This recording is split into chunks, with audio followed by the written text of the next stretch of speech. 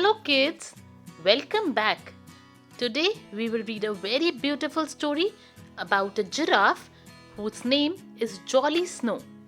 He can't wait to see the snowflakes for the very first time. So let's read aloud and read along.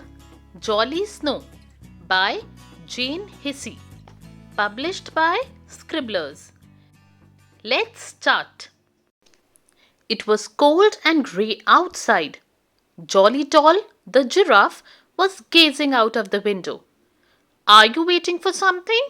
asked Rabbit. "I'm waiting for it to snow," said Jolly. "I've never seen snow."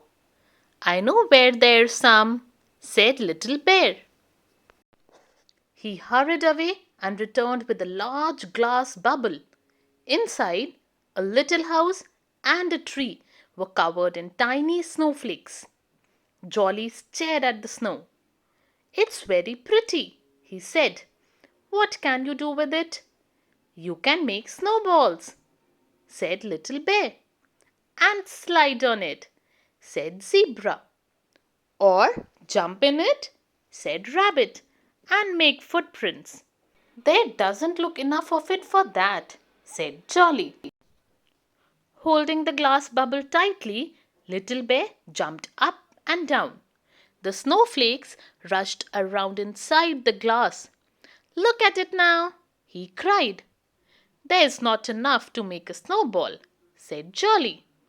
"And you can't get it out," grumbled Duck. "I know where there is lots of snow," said Zebra. She led the way to the kitchen, where Bramwell Brown was making biscuits. Because the dough was sticky, he was shaking flour all over it. Zebra galloped under the falling flour. "Whoopee!" she cried. "A snowstorm!" In no time at all black stripes had almost disappeared. Rabbit tried to pick up a pawful of flour. "It doesn't stick together," he said. "You can't make snowballs." "The dough ball are fun though," said Little Bear. He threw one at Rabbit and it stuck to his bottom. "Now you have two tails," laughed Little Bear. Zebra was jumping up and down. "The flour snow doesn't come off," she said. "Oh dear," said Bramwell. "You need a bath." They filled a bowl with soapy water, and the snowy zebra climbed in. She splashed and splashed, and the bubbles went everywhere. "Snow bubbles!" cried Little Bear, popping them with his paws. "Your bath is full of them."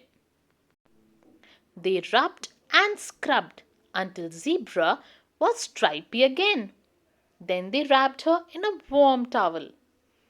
"Now we can play with the snow bubbles," said Little Bear. He rushed over to Zebra's bath and stared. "Where have all the bubbles gone?" he cried. "I wanted them for Jolly." "Bubbles never last," said Duck, "and they make very sloppy snow.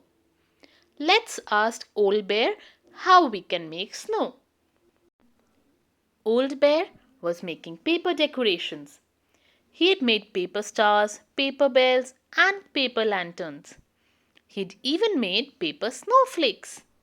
"You can really play with these," said Little Bear, trying to slide on one. "That's because they are just for looking at," said Old Bear. "We want some snow for Jolly," explained Rabbit. "Snow you can play with." "What about these?" said Old Bear, scattering a blizzard of paper pieces in the air. "They are lovely," said Rabbit. "And they are slippery," said Little Bear, as he ran at them, sat down, and skidded across the room. "We need a sledge now," said Rabbit, "or you'll wear out your trousers." They found a cardboard box and cut away the sides. Rabbit tied a string to the front to pull it along. "It works!" cried Little Bear. "If we had a slope to go down, It would be even better, said Rabbit. Bramwell found a big white sheet. Here's your slope, he said. We'll hold it up and you can slide down. Little Bear and Rabbit climbed onto the sledge. Ready, steady, go! They called. Bramwell and Jolly lifted the sheet. The sledge whizzed down the slope, across the room, and into the wall onto the other side. We need a softer landing, said Rabbit, fluffing up his flattened fur. They piled cushions against the wall and pulled the sledge back on the sheet. 1, 2, 3, go! They called to Jolly. Up went the sheet, down went the toys, straight into the heap of cushions. As they landed, clouds of feathers puffed out of a little hole in the cushion. Feather snow! Cried Little Bear, jumping on the cushion to make more feathers come out. Soon all the toys were playing with the feathers. They rolled in them and jumped in them and piled them in heaps. Is this like real snow? Asked Jolly. It's better, laughed Little Bear. It doesn't melt or make you cold. Let's put some round the windows. He began to pile feathers in each corner of the window. Someone's already done this one, he called. The window was all white, but it was on the outside. It isn't feathers, cried Little Bear. Look, Jolly, it's real snow. The toys stared out of the window. Now we can play outside, said Zebra. But just then Bramwell arrived with a plate of his special snowflake biscuits. I think you all need some of my snow first, he laughed. Jolly thought about the flour snow and the paper snow, the feather snow and the bubble snow.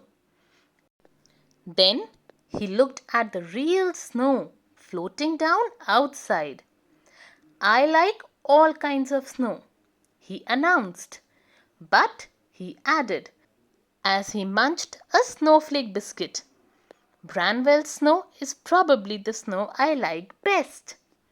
The end. I hope, children, you all enjoyed reading this beautiful story. If you did, and if you enjoyed, do hit the like button, share it with your friends and family. We'll be back with another story soon. Until then, bye bye. Happy reading.